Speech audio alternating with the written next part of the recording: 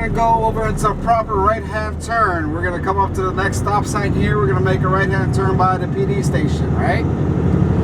This is a very tight right-hand turn, so we're going to cover some topics here as we make the right-hand turn, as we get closer to it. First thing I'm going to talk about is I see a lot of people when they drive their vehicle and want to make a right-hand turn at this intersection, they kind of creep over to the shoulder. That is not a turning lane. There's nowhere along this road here that says right lane turns right.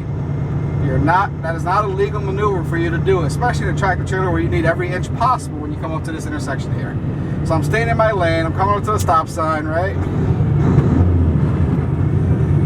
As I stop here, got my blinker turned on, we're gonna turn right here. Now, if you plan the camera to the right, John, we got a couple cars coming, right?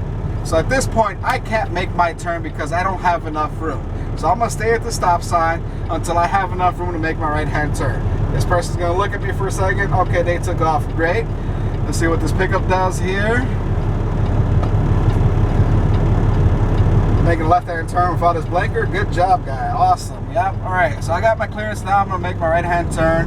What I'm gonna do is I'm gonna creep out here. I'm gonna go out as far as I can. And then as I do that, I'm gonna start cutting right. And what I'm doing is I'm using my right mirror here and I'm looking where my trailer tires are at, which they're hugging the curb, and that's what you want to do.